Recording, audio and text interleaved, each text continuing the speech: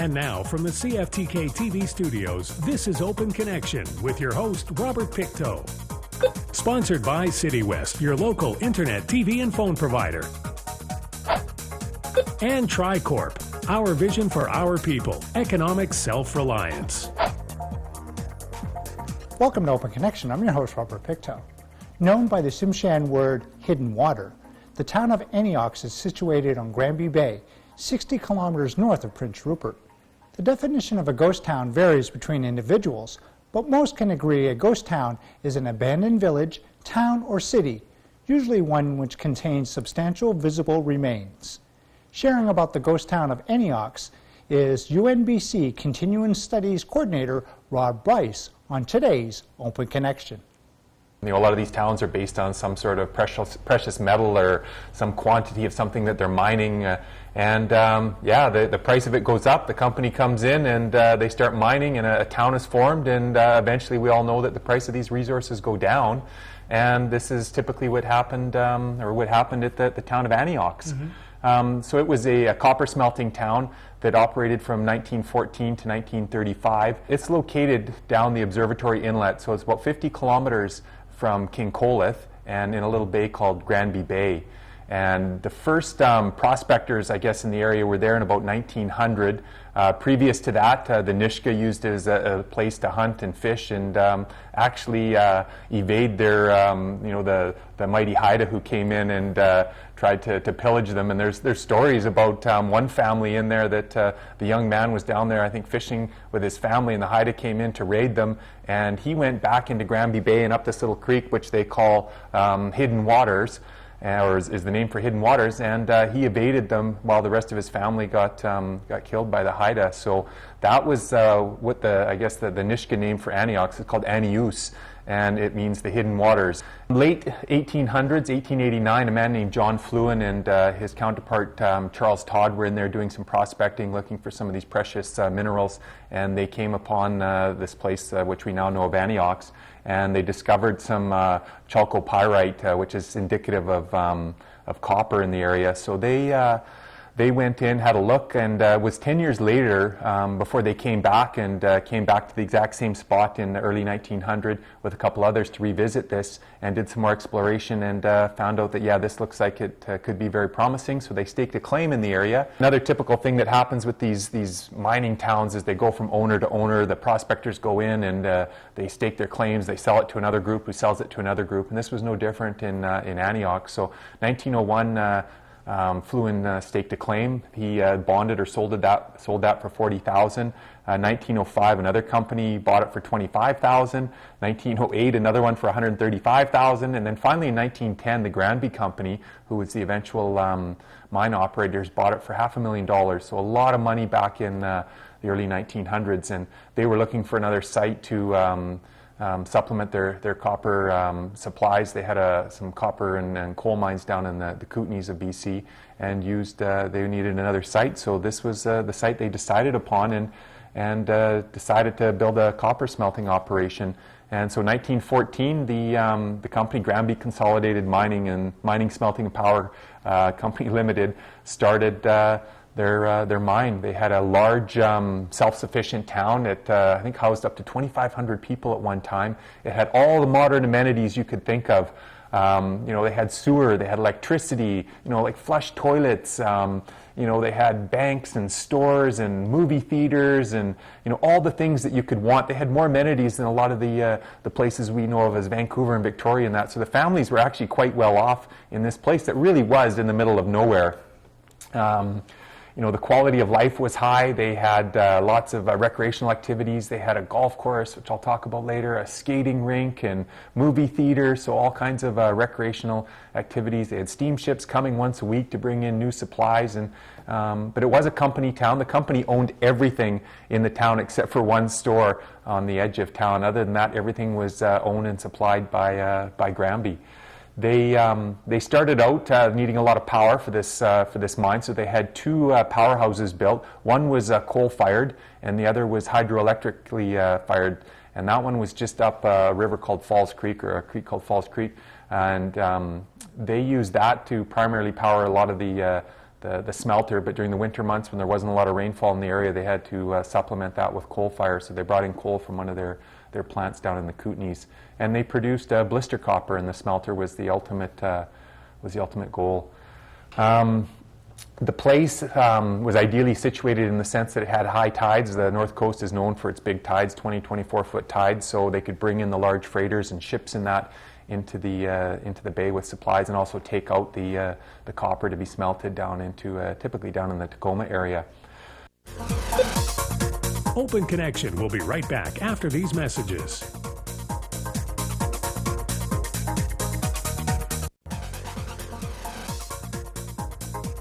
And now, from the CFTK TV studios, this is Open Connection with your host, Robert Pictou. Thank you for staying with us.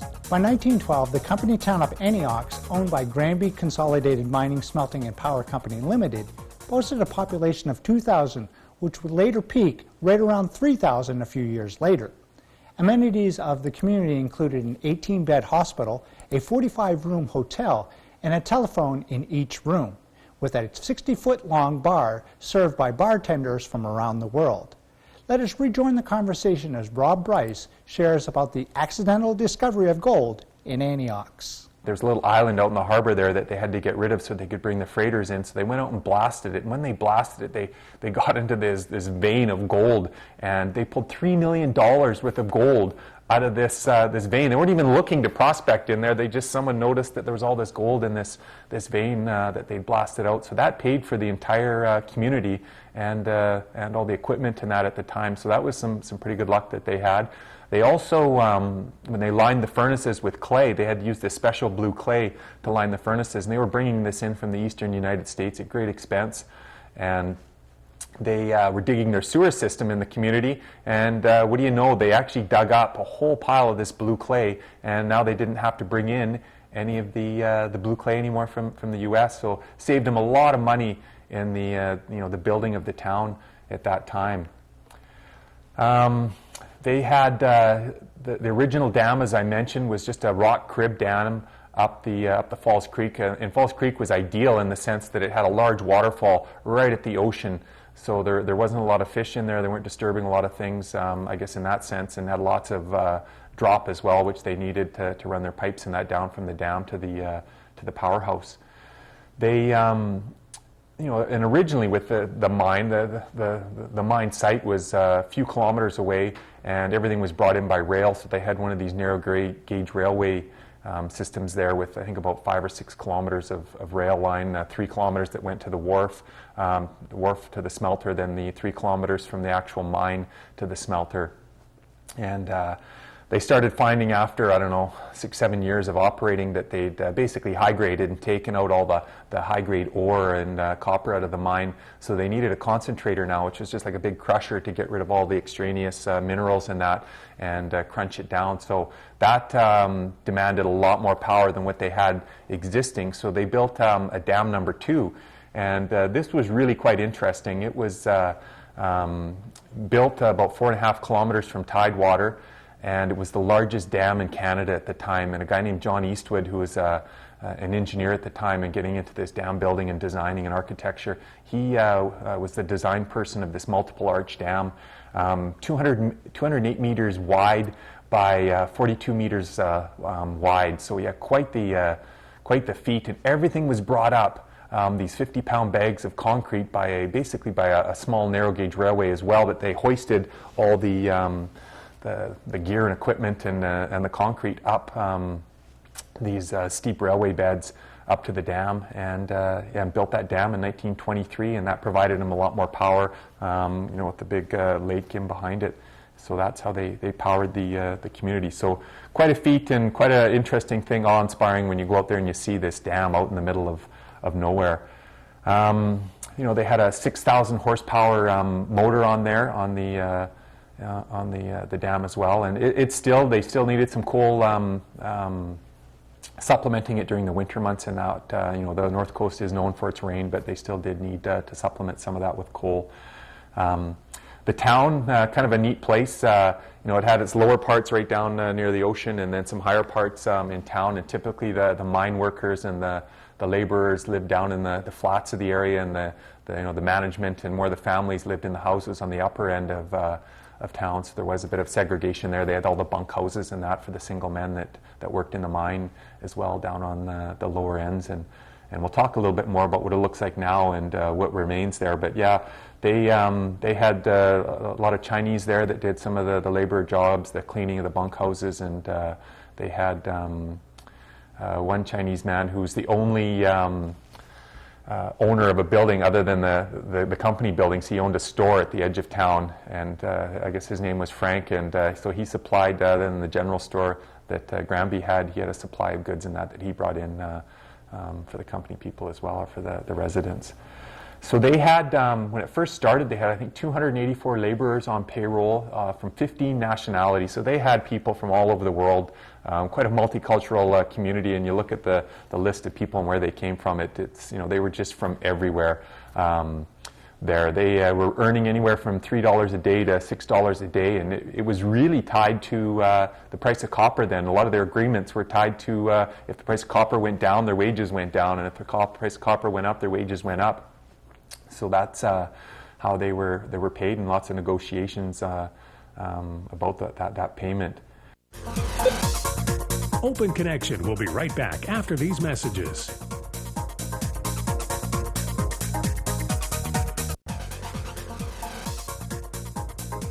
And now from the CFTK TV studios, this is Open Connection with your host, Robert Pictou.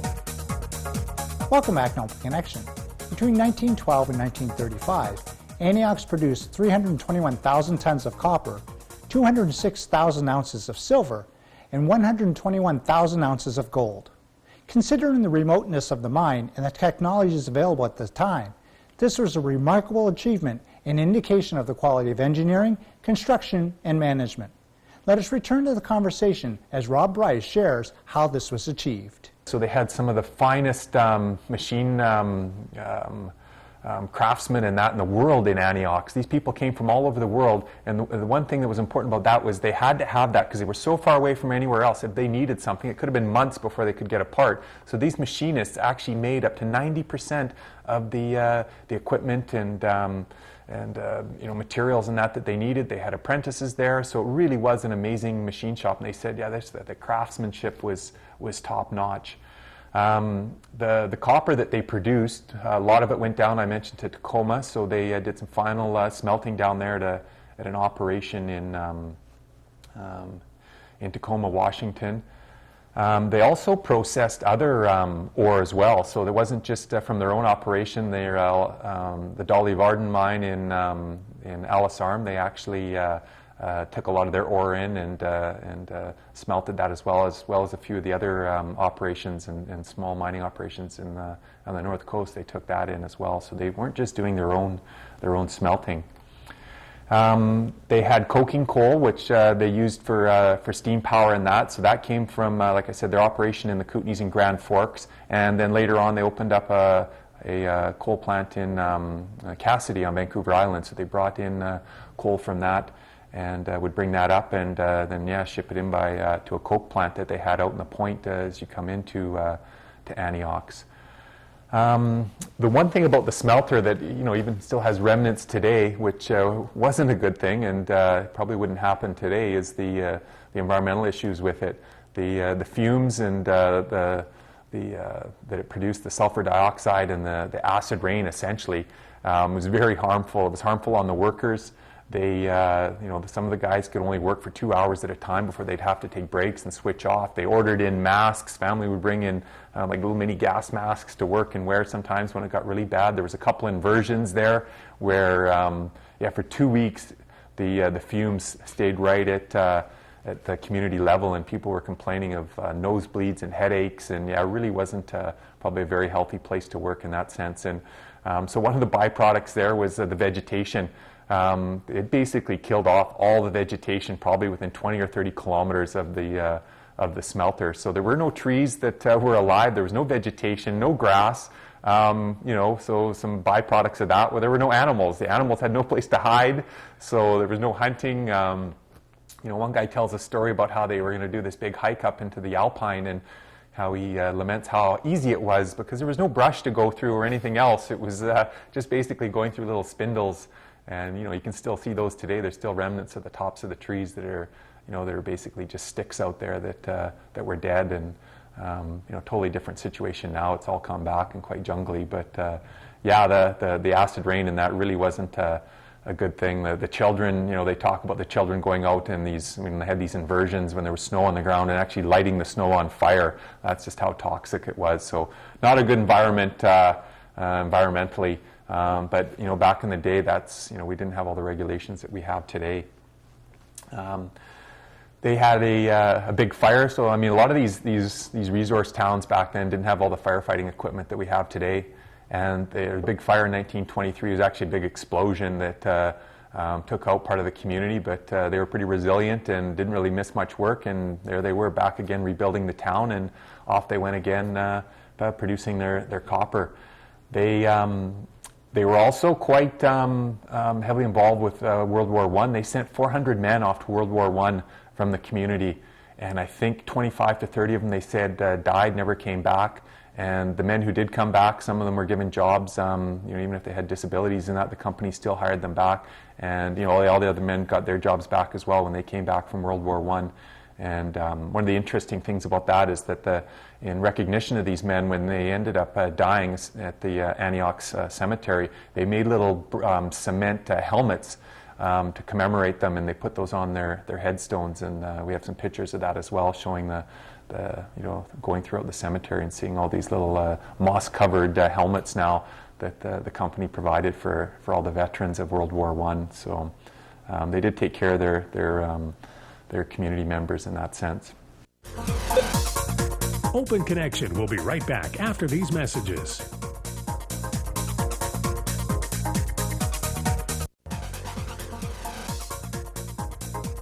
And now, from the CFTK TV studios, this is Open Connection with your host, Robert Pictou.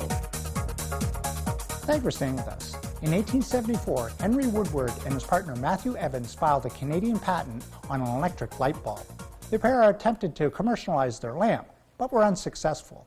They eventually sold their patent to Thomas Edison in 1879. In this final segment of Open Connection, Rob Bryce tells us about the ghost town mystery of a light bulb with the word stolen etched on it. The company had, with electricity in all the houses and that there was a demand for light bulbs, and they found that the company or the community residents would actually pilfer these light bulbs from the company, and the company didn't want any more, didn't want a part of that, so they started stenciling the word stolen on these light bulbs, knowing that it would shame the people if they'd go into someone's house and they'd have the word stolen on their light bulb. So there was a mixture of reactions. Some people didn't care. They just kept taking the light bulbs and putting them in their light sockets in their house. They didn't care if they said stolen. Some of the more conscientious people would, they wouldn't use them. And then some other people, there's stories of having their kids with an emery cloth, rubbing off the word stolen on them and making them feel better that, that they weren't using the company light bulbs, or no one knew they were. And there's still some of them out there. There's a few people that, you poke around enough in Anyox, and there's stories of people still finding, these old light bulbs with that word stenciled on there.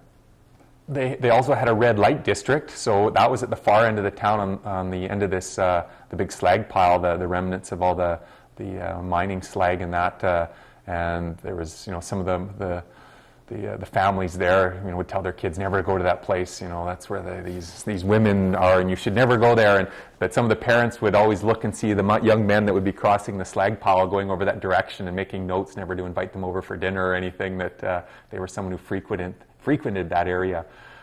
So by early 1935, the price of copper was dropping. And they had about 50 million kilos of copper sitting on the docks of Anyox, and people kind of realized that it wasn't selling and stuff was piling up, and the company decided to shut down the town. It was selling for 4.75 or 4.5 cents a pound when it was up near 16 to 20 cents a pound when they first started. So they closed down the town, and everyone was shipped off and told to leave basically, and they kept a crew there, I don't know, maybe 20 guys to basically rip out all the rail lines and all the equipment and that. So they did that for about 7 years until 1942, when 2 large fires came down the valley, and they had no equipment really to put them out, and they lost the town. The whole town burnt to the ground, so it's only the concrete structures that still remain. And they actually had to evacuate the families in that, the women and children first, to a little island called Larkham Island, and then everyone had to take off and head down to Alice Arm to evacuate or get away from the fire. So yeah, it was not a good sight. They did have a little sawmill over there at Larkham Island that they used to mill up wood to build the town, and they had a small one actually right in Anyox as well. They also had a 9-hole golf course on the slag pile of all things. So there, like I said, there was no grass there. So on the remnants of the smelter, they put a 9-hole golf course, which was the most westerly golf course, they said, in the British Empire. And they had ladies' nights and men's nights in that out there on this golf course. And there's still remnants of the old tee boxes in that there that you can go out and find and see where they had the tee boxes on the slag pile. So that's kind of an interesting thing. So today, wondering what's happening with Anyox today, there's a bit of commercial activity there. They have the slag pile that I mentioned. They take the remnants of the little particles there and they use them for sandblasting in the U.S. military, and they also use them on shingles. So the company that does that has been doing it for about 20 years and figures they have about another 20 years worth of material there, I guess, for doing their shingles and their sandblasting equipment. They're called True Grit Abrasives, the company that does that. Anyox Electric, that's how we've been involved with this. The owner of Anyox Electric, he's trying to produce an independent power project there and trying to get a 30 megawatt project. So that would be about 30,000 homes that they could reproduce by refurbishing the dam and start producing power and running a line across the ocean to Kitsault. And his name is Jeff Wilridge, and that's how we get access to the site, is through him. It's private property. It's very inaccessible. I mean, you can go by in a boat and that, but it is privately owned. What else can I say about it? Today it's, the fire went through, so it's mainly the concrete buildings that remain, and they're everywhere. There's, a Coke plant and the old general store. You can see the flat area where the skating rink once was, and the bank vault, and there's a brick factory with just bricks everywhere in there. There's a big water surge tank that they used to, they'd shut off the powerhouse water, that the water would flow up this big surge tank. There's still the smelter stack and the Coke plant stack out there. There's a general store I mentioned that's still there. We go and investigate that.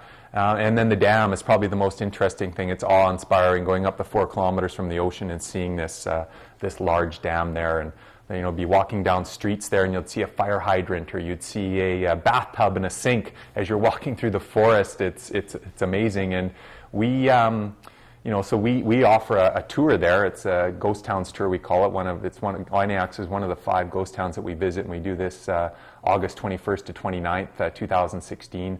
And we've been granted, special access to go in there by Jeff Wilridge and his company. And we actually stay overnight there as well. So it's kind of an amazing thing to be staying in a ghost town and having that ability to kind of freely roam around and check out and investigate and explore and, do some sleuthing.